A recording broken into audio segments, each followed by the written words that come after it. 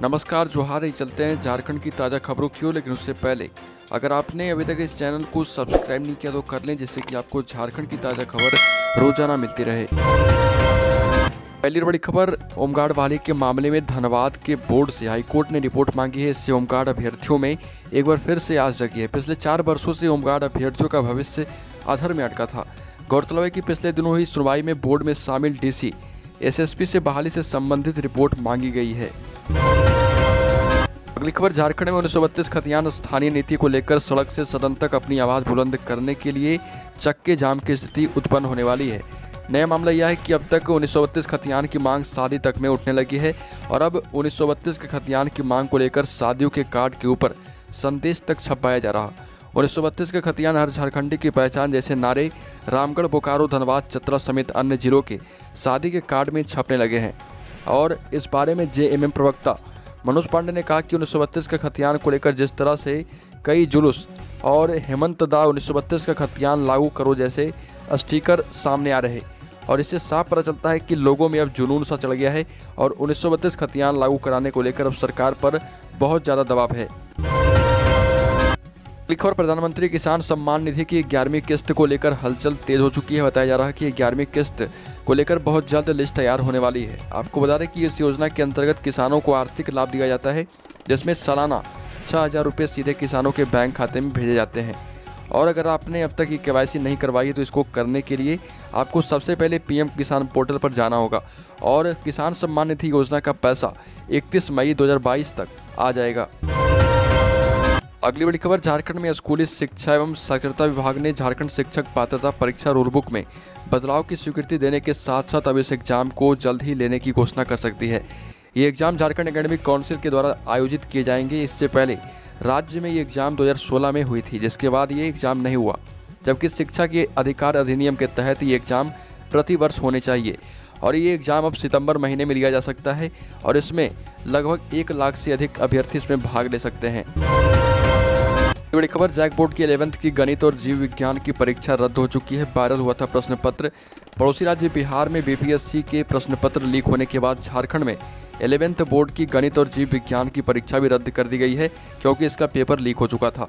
Jharkhand academic council ने 11वीं की गणित व जीव विज्ञान की परीक्षा रद्द की है। जैक ने इसे लेकर पत्र जारी किया है और इसमें कहा गया कि 11वीं बोर्ड की फर्स्ट टर्म की गणित एवं जीव विज्ञान की 9 मई को हुई परीक्षा रद्द की जाती है। अब इन दोनों विषयों की परीक्षा द्वितीय चरण की परीक्षा के साथ ही होगी। झारखंड मुक्ति मोर्चा व कांग्रेस ने महंगाई को लेकर भाजपा पर निशाना साधा है। झारखंड मुक्ति मोर्चा विधायक सुदीप कुमार सोनू ने कहा कि झारखंड सहित पूरे देश में महंगाई चरम पर है। मध्यम वर्ग की कमर भाजपा अपनी नीतियों से तोड़ चुकी है, लोगों की थाली से निवाला छीन गया है।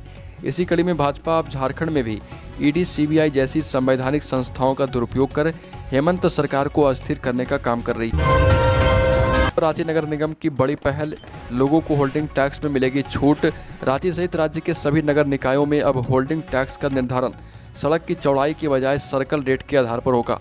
नई रूलबुक के तहत व्यावसायिक व आवासीय भवनों के टैक्स में वृद्धि होने की संभावना है। वहीं नई रूलबुक में महिला, बुजुर्ग, दिव्यांग, थर्ड जेंडर व सेना से जुड़े लोगों को टैक्स में 5% की छूट देने की घोषणा भी की गई है।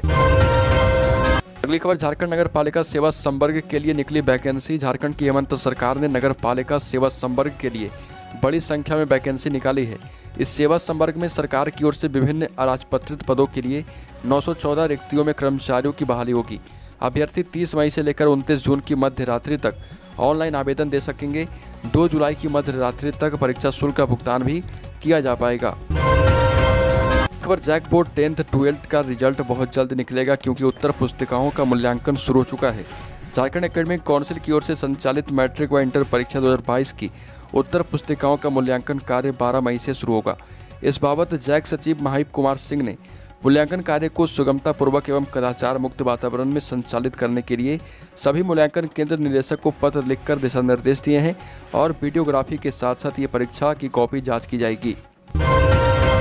अगली खबर, टिकटॉक पर वीडियो बनाकर चर्चा बटोरने वाली धनबाद की टिकटॉक स्टार रितिमा नंदन अब जल्द ही फिल्म स्क्रीन पर नजर आएंगी। 1 2 नहीं 6 OTT प्लेटफॉर्म पर रितिमा की web series geometry box release होने वाली है और रांची में हुए कार्यक्रम में ज्योमेट्री बॉक्स का प्रीमियर हुआ। रितिमा के साथ ही 55 कलाकारों को इस अवसर पर झारखंड कला रत्न से सम्मानित भी किया गया। अगली खबर, पुलिस की बड़ी सफलता मिली है। जेएमएम नेता दिलशेर खान की हत्या करने वाले 2 टीएसपीसी उग्रवादी गिरफ्तार किए गए हैं। झारखंड मुक्ति मोर्चा के बालूमाथ प्रखंड अध्यक्ष दिलशेर खान के हत्याकांड का उद्भेदन किया गया है और पुलिस अधीक्षक अंजनी अंजन ने बताया कि झारखंड मुक्ति मोर्चा के प्रखंड अध्यक्ष दिलशेर खान की हत्याकांड का खुलासा को लेकर बालूमाथ अनुमंडल पुलिस पदाधिकारी अजीत कुमार के नेतृत्व में ये खुलासा किया गया है। अगली खबर, सीएम के खदान लीज मामले में चुनाव आयोग ने हेमंत सोरेन को नहीं दी 4 हफ्ते की मोहलत। झारखंड मुक्ति मोर्चा के लिए मुश्किल भरा समय है। मुख्यमंत्री हेमंत सोरेन को खनन लीज मामले में पक्ष रखने के लिए भारत चुनाव आयोग ने 10 दिनों का अतिरिक्त समय दिया है। मुख्यमंत्री ने मां की बीमारी का हवाला देते हुए आयोग से 4 हफ्तों का अतिरिक्त समय मांगा था। यह जानकारी झारखंड मुक्ति मोर्चा विधायक सुदेव कुमार सोनू और केंद्रीय समिति सदस्य सुप्रियो भट्टाचार्य ने दी है। आयोग ने सोरेन को 10 मई तक अपना पक्ष रखने को कहा था, लेकिन अब इसे 20 मई तक बढ़ाया गया है और जो 4 हफ्ते का समय मांगा गया था उसे भारत निर्वाचन आयोग ने नहीं दिया। अगली खबर, राजधानी रांची सहित राज्य के लगभग सभी जिलों में समय से पूर्व यानी इस माह के अंत तक या जून के प्रथम सप्ताह में मानसून दस्तक दे सकता है। पिछली बार भी मानसून समय पर आया था, जबकि पिछले 3 वर्षों से राज्य के कई जिलों में सूखे का दौर रहा। इस बार अंडमान में केरल से 12 से 13 दिन पहले ही मानसून पहुंच सकता है। ऐसे में माना जा रहा है कि अंडमान में मानसून 18 मई तक पहुंच जाएगा। देश में केरल से ही मानसून की दस्तक मानी जाती है। मौसम विभाग का मानना है कि 20 मई के बाद झारखंड में लगातार बारिश होगी और मौसम वैज्ञानिक मानसून के आने का संकेत इसे मान रहे। अगली खबर, इन्फोर्समेंट डिपार्टमेंट यानी ईडी के सवालों का जवाब नहीं दे रही है पूजा सिंघल। सैलरी से 1 करोड़ 43 लाख रुपए ज्यादा का लिया है भुगतान। झारखंड की खनन सचिव आईएएस पूजा सिंघल के डीसी के रूप में कार्यकाल की जांच अब तेज हो गई है। ईडी ने उनके तीनों कार्यकाल के दौरान अलग अलग बैंक खातों व दूसरे निवेश की जानकारी जुटाई है। जांच में यह बात सामने आई थी कि पूजा सिंघल एवं उसके पति अभिषेक झा के खाते में मनरेगा घोटाले के दौरान सैलरी से 1 करोड़ 43 लाख रुपए अधिक आ गए। ईडी ने इन पैसों की आमद पर पूजा सिंघल से सवाल किया तो यह जवाब नहीं दे पाई। अगली खबर, झारखंड के हजारीबाग से शर्मसार करने वाली खबर है। सदर प्रखंड क्षेत्र में 7वीं कक्षा की छात्रा के साथ रामगढ़ में तैनात एक सिपाही ने दुष्कर्म जैसी घिनौनी हरकत की है और इसी दौरान मौका पाकर सिपाही ने छात्रा के घर में घुसकर उसे अपनी हवस का शिकार बनाया है। जब नाबालिग की मां दुकान से सामान लाने गई थी, मौके पर पहुंची नाबालिग की मां ने सिपाही को देखकर शोर मचाया। ग्रामीणों ने पकड़कर सिपाही की धुनाई कर दी। हालांकि इस दौरान उनके एक अन्य सहयोगी पुलिसकर्मी ने किसी तरह उसे भीड़ से बाहर निकाला।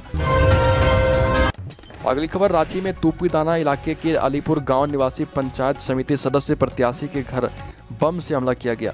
प्रत्याशी के घर पर 2 बम फेंके गए, इनमें एक विस्फोट हुआ जबकि दूसरा नहीं फट पाया।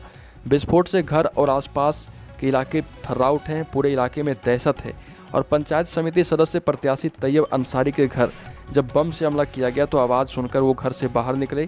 जैसे ही बाहर आए उनके घर पर दूसरा बम भी फेंका गया। हालांकि दूसरा बम नहीं फटा, इससे वो और उनका परिवार पूरी तरह से सुरक्षित बच गया। खबर, विधायक मद की योजनाओं का काम पूरा होने के बाद भी समय पर भुगतान नहीं हो रहा और इसे लेकर पलामू जिले के पांकी से विधायक डॉक्टर कुशवाहा शशिभूषण ने उप विकास आयुक्त मेघा भारद्वाज के खिलाफ मोर्चा खोल दिया है। उन्होंने भाजपा विधायक होने के कारण जानबूझकर परेशान करने का गंभीर आरोप लगाया।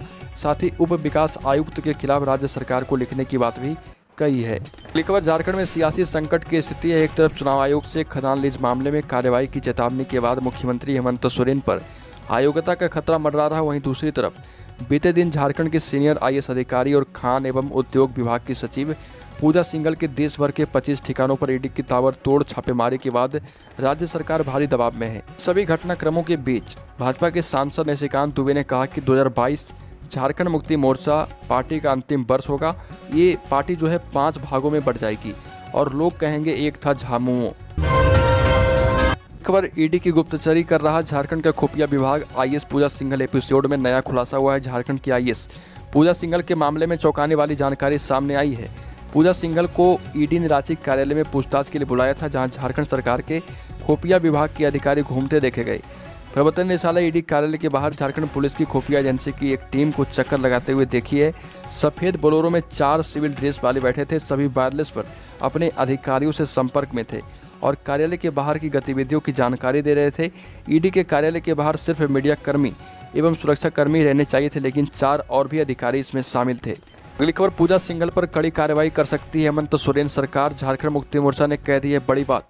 भ्रष्टाचार के संगीन आरोपों में घिरी झारखंड की आईएएस अधिकारी पूजा सिंघल के खिलाफ मुख्यमंत्री हेमंत सोरेन की सरकार कड़ी कार्रवाई कर सकती है। सत्तारूढ़ दल झारखंड मुक्ति मोर्चा ने पूजा सिंघल पर कार्रवाई के मामले में बड़ी बात कही है। झारखंड मुक्ति मोर्चा विधायक सुदिव्य कुमार सोनू ने कहा कि खान एवं उद्योग विभाग के सचिव पूजा सिंघल के खिलाफ राज्य सरकार कार्रवाई कर सकती है।